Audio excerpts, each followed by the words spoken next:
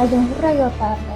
Ko'zimni ochmay tursam o'zini ovozini eshitardim-da, keyin turib ketardim cho'chib.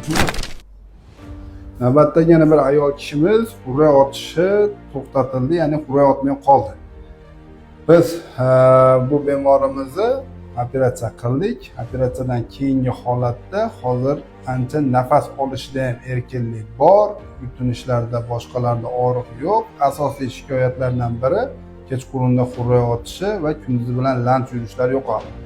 Siz oldin hurrak otardingiz operatsiyadan oldin? Oldin hurrak yotardim. Endi hozir yaxshi, hurrak yotishlarim to'xtadi. Hurrak otishingiz to'xtadi deb yaqinlaringiz aytyaptimi yoki o'zingiz ham sezyapsizmi? O'zim ham sezyapman. Oldin qanday sezardingiz hurrakni?